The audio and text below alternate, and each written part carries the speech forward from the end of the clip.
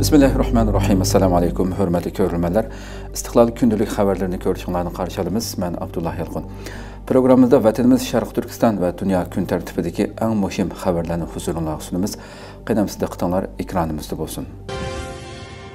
Qırğızistan prezidenti Şərq Türkistan məsələsində Xitayını qollaydiganligini ta'kidladi. Qırğızistan prezidenti Şərq Türkistan məsələsində Xitayını qollaydiganligini ta'kidladi. Qırğızistan prezidenti Sadir Japarov 5 fevral Xi Jinping bilan o'tkazgan suhbatda Şərq Türkistan məsələsində Xitayını qollaydiganligini bildirib, Qırğızistan Şinjanğa aloqador, Hong Kongga aloqador masalalarda Xitayını qat'iy qollaydi degan. Xitoy tashviqot organi Tangritog to'rining 7 fevral xabar qilishicha, Xitoyni ziyorat qilgan Qirg'iziston prezidenti Sadir Japarov Xitoy raisi Xi Jinping bilan suhbat o'tkazgan. Bu jarayonda Sharq Turkistondagi qo'rchoq amaldorlarning so'zidan farqlanmaydigan iboralarni qo'llangan. U oldi bilan Xitoy 100 yillik kurash nishonini ishga oshirish musofasida shonliq muvaffaqiyatlarni qo'lga keltirib, har qaysi davlatlarni taraqqiyot natijalaridan tang bahramon qildi. Junxo munavvar an'anaviy madaniyatini rivojlantirib, dunyoga ulgu tiklab berdi degan. Orqadan yana Qirg'iziston Tayvan masalasi va Shinjongga aloqador, Hong Kongga aloqador masalalarda Xitoy tarafini qat'iy qo'llaydi degan. Suhbatdan keyin Xi Jinping bilan Japarov Xitoy bilan Qirg'izistonning yangi davrdagi umumyuzlik strategik hamrohlik munosabatini cho'nqurlashtirish to'g'risidagi qo'shma bayonotini o'rtaq imzolagan. Yaqinqi yillarda Xitoyning O'rta Osiyodagi ta'siri borgan-sari kuchayayotgan bo'lib, savdo, harbiy, siyosat, axborot, ma'rif qatorliq ko'plagan sohalarga chetilmoqda. Natijada Xitoy bu orqali O'rta Osiyo ellarida Xitoyga qarshi ovozlarni besiqtirmoqda. Xususan Xitoy O'rta Osiyodagi iqtisodiy jihatdan Xitoyga beqinib qolgan Qirg'izistonga o'xshash davlatlarning pozitsiyasidan foydalanib, Sharq Turkistondagi irqiy qirg'inchilik jinoyatini yoshirishga urinmoqda. Xitoy O'rta Osiyo davlatlarini tadrijiy ta'sir doirasiga kirgizish uchun izchil turda harakat qilayotgan bo'lib, bu razil maqsadining dastlabki qadamlari O'rta Osiyo davlatlari Shanxay hamkorlik tashkilotiga a'zo bo'lgandan boshlab ro'shan ifodalanishga boshlagan. Shundan buyon O'rta Osiyo jumhuriyatlari Xitoyning Sharq Turkiston xalqiga irqiy qirg'inchilik yurgizish jinoyatiga sukut qilib kelmoqda. Amerika Davlat Mudofaa Ministrligi 2024 yillik dokladida Xitoyning Shanxay hamkorlik tashkiloti orqali O'rta Osiyo ellari bilan munosabatini kuchaytirganligini, bu davlatlardagi Uyg'urlarni nazorat qilish va iqtisodiy manfaatini qo'g'dash uchun hamkorlik mexanizmidan foydalanganligini qayd qilgan edi. Yaqinqi yillardan beri Xitoyning kengaymichilik qari niyati Qozog'iston, Qirg'iziston, Tojikiston qatorliq davlatlarda o'z ifodasini ko'rsatishga boshlagan bo'lib, Xitoylar mazkur jumhuriyatlardagi yerlik xalqqa qaratgan kamsitish qilmishlari orqali kengaymichilik siyosatidan sha'bi berishga boshlagan. Bu sababli yerlik xalq bilan Xitoy oqqullar orasida pat-pat to'qinish kelib chiqmoqda. Panama Xitoyning bir balvoq bir yo'l savdo turidan chekindi. Panama prezidenti Jose Raul Mulino Xitoyning bir balvoq bir yo'l savdo turidan chekindiganligini e'lon qildi.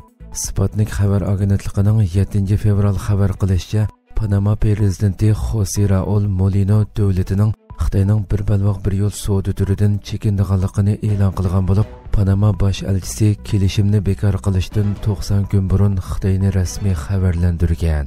Bildirilishicha, prezident Mulino bu qarorning o'zining mustaqil qarori ekanligini ta'kidlab, bir balvoq bir yo'l turining Panamaga hech qanday foyda elib kelmaganligini bildirgan. İki taraf arasında tuzilgan ramka kelishimnomasida ko'rsatilishicha, kelishim har 3 yilda bir qatim o'zligidan yangilanadigan bo'lib, yangilash vaqti 2026 yili bo'lsa-mu, taraflardan biri 3 oy burun xabar qilish sharti bilan kelishimni bekor qilsa bo'ladi ekan. Amerika Tashqi ishlar ministri Marco Rubio 2 fevral Panamani ziyorat qilgan bo'lib, bu jarayonda Xitoyning Panama qonuniga bo'lgan ta'sirini to'vallatishning zarurligini, aksiga bo'lganda zarur tadbir qo'llanilganligini ta'kidlagan edi. Xitoyning mazkur savdo turidan chekinib chiqqan davlatlar Panamali emas bo'lib, Italiyami 2023 yili Xitoyning bir balvoq bir yo'l savdo turidan chekinish planini diplomatik yo'l orqali Xitoyga xabar qilgan edi. 2019 yılı İtaliya Xitoy bilan bir balvoq bir yo'l tushunish eslatmasiga imzo qo'ygan bo'lib, shu chog'dagi bosh minister Conte bu eslatmani imzolagan. O'z vaqtida siyosiy partiyalar ichidan 5 yulduz harakati partiyasi qarshi turgan bo'lib, qolgan barliq siyosiy partiyalar chekinish qarorini qo'llagan. İtaliya siyosiy sahnasida Xitoyning bir balvoq bir yo'l savdo turi haqida fikr ixtilofi mavjud bo'lsa-mu, ko'p sonli partiyalar chekinishni qo'llaydiganligini ta'kidlagan edi. Tashkilotlar birligi hay'ati Indoneziyada parlament a'zolari bilan ko'rishdi. Xalqaro Sharq Turkiston tashkilotlar birligi hay'ati 7 fevral Indoneziyada G'arbiy Java rayonlik parlament raisi bilan ko'rishdi. Hay'at Xalqaro Sharq Turkiston tashkilotlar birligining muavin raisi Nurmuhammad Turkistoni va bosh kotib Abdurashid Amin Hojidan tashkillangan bo'lib, hay'at oldi bilan Bandung Muhammadiya universitetini ziyorat qilgan. Orqadan Indoneziya G'arbiy Java rayonlik parlament raisi va muavin raisi bilan ko'rishgan. Bu jarayonda Sharq Turkistonning navbatdagi ig'ir vaziyatini, jumladan Xitoyning Sharq Turkistonda ijro qilayotgan islom va musulmonlarni bostirish qatorliq irqiy qirg'inchilik jinoyatini tunishtirgan. Oxirida parlament a'zolari bilan muhojiratdagi Sharq Turkiston davosining navbatdagi ahvoli va uning taraqqiyoti, shundaqla Sharq Turkiston davosini qanday usullar bilan ilgari surish va Uyg'ur masalasi bo'yicha davom qilayotgan rayonlik faoliyatlari haqida suhbatlashgan. Xitoyning Tibetdagi to'sma plani andisha qo'zg'amoqda. Xitoy qurib chiqishni planlagan Tibet Midog to'smasi qo'shni davlatlarning andisini qo'zg'agan. New York vaqt gazetining 7 fevral xabar qilishicha, Xitoyning eng yangi ul aslaha qurilish turi bitgan taqdirda dunyodagi eng chong elektr to'smasiga aylanadigan bo'lib, bu to'sma Hindiston bilan chegaralanadigan Tibet Qinghai egizligiga joylashgan. Xitoy Tibetda qurilayotgan Midog elektr stansiyasining pokiz energiya nishoniga yetishda muhim ahamiyatga ega ekanligini, bu qurilish turi iqtisodni jonlantirish va xizmat fursati yaratishning bir yo'li ekanligini da'vo qilgan. Ammo Xitoyning bu qurilish turi muhit qo'g'dug'uchilar va qo'shni davlatlarning andisini qo'zg'agan. Buning sabablaridan biri Xitoyning mazkur qurilish haqida nihoyat oz uchur berganligi ekan. Bildirilishicha, to'sma qurilayotgan rayon yer tevrash balbig'ida bo'lib, to'sma selinayotgan Tibetdagi Yarlong-Zangbo daryosi Hindistonga eqib kirgandan keyin Brahmaputra daryosi deb ataladi ekan.